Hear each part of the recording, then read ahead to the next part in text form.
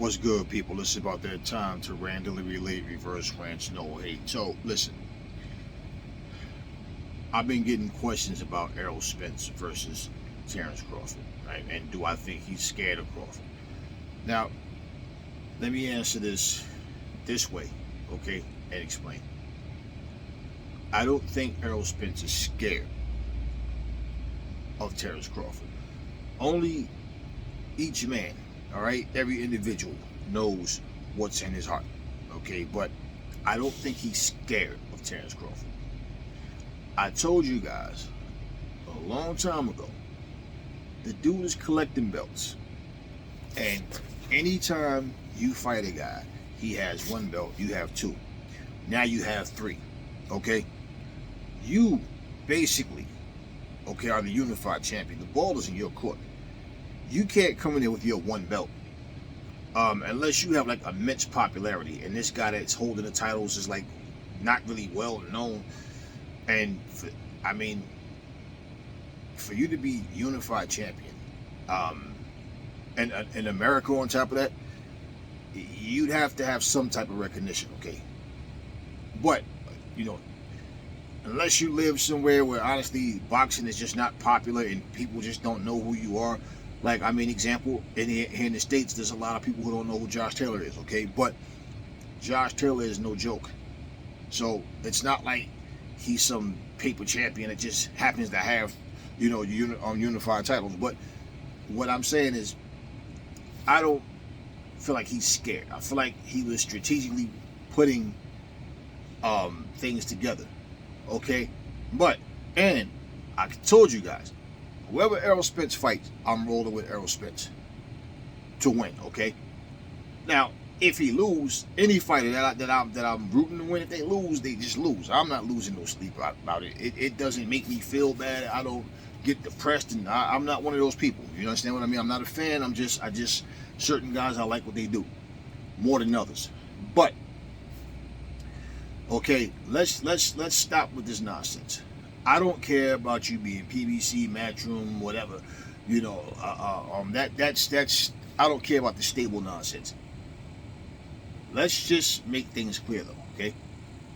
I don't think any fighter should move according to somebody else's wants or scheduling, like based on you being forced to do something before you're ready. No. Errol Spence is in his 30s, so is Terrence Crawford, okay? These guys have been talking about fighting for some years now, and it's not happening. If after this fight with Ugas, which is supposed to be the next fight for Errol Spence, if after this fight he doesn't go after Terrence Crawford, what can you really say? Because who the hell else is there? Unless he's going to fight a guy like a Jaron Enos or somebody to say, let me test the waters to see what else is out there. Let me get this up and coming guy. Let me give him a chance. But is that bigger than fighting Terrence Crawford for undisputed? Absolutely not. So should he beat Ugas, which I believe he will, okay? But should he beat him, there's no reason for him and Crawford to not get it on. Let's not forget something. Errol Spence said he doesn't need tune-up fights. He only wants champions, right? He wants to be unified champion. But you got to understand something. Your words and your actions, if it doesn't add up, people are going to say, okay, wait a minute. What about that time when you said Terrence Crawford didn't do anything at 147? He did what he did at 140. I've been up here earning my respect at 147. I agree with that. Yeah, Terrence Crawford came from 140, and people was talking like he was the guy at 147 before he did anything. I agree with that. Then you said, go get a belt first. You ain't did nothing, go get a belt. Okay. He went out, and he told, I will go get a belt. We'll fight. He went out, he got a belt. And then Errol Spence decided, face to face with him, to say, Sean Porter got a belt too. We remember that. And then he said, why not take the easy route and fight Sean Porter? That came out of Errol Spence's mouth. Not some tweet. Not, how do we know Errol Spence tweeted that? No, this came out of his mouth. Why not take the easy route and fight Sean Porter? Okay? He said that. And the last thing was when Terrence Crawford beat Sean Porter. Errol Spence got up and left and looked disappointed, was shaking his head, then said his daddy threw the, Sean daddy threw the towel in too early. Like, he was disappointed. Like, if that's, you should have been glad that he won. I mean, were you looking forward to a rematch with Sean Porter, or was you upset because Sean Porter lost because you didn't want Terrence Crawford to win? I mean, that will raise questions, because, like, what was that about? He definitely was shaking his head and he was upset. He couldn't even really answer the questions. Like, he didn't want to really talk. Okay?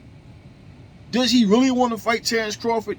I don't know. He says nobody's avoiding Terrence Crawford. You know, he gonna get his. He said he's a big fish I gotta fry, and I'm gonna fry him after I beat, Pacquiao and Ugas and all that. Okay, Ugas beat Pacquiao. You guys that are saying that, oh, he's not avoiding. I don't know what the situation is overall, other than, like I said, I know he wants to be the bigger guy going into the bigger name. I say he is the A side, but his actions of getting up and walking away from the fight and like shaking his head, he was upset. What was that about? All I'm going to say is this, one more time: if he beats Ugas, Terrence Crawford needs to be next. If Terrence Crawford is not next, you guys, you can play all these mind games and try to make excuses, but what reason would it be that he doesn't fight Terrence Crawford next? If Terrence Crawford didn't beat anybody prior, in your opinion, that was worthy. I mean, he beat Kell Brook worse than you beat him. He beat Sean Porter more convincingly than you beat him, and stopped him. Made his father throw the towel in. So, at the end of the day, it's like, that's the fight. That's the fight at 147 that everybody wants to see. And if that fight doesn't happen, and he fights someone else because of whatever goes wrong to make this fight not happen, everybody got to look at that and say, what's the problem? Because these fights need to happen. Never fall in love with lies. Never fall in love with lies. Remember, the truth brings hate out of people, and I will catch y'all on the next video. I'm not editing that out either. I'm leaving it in.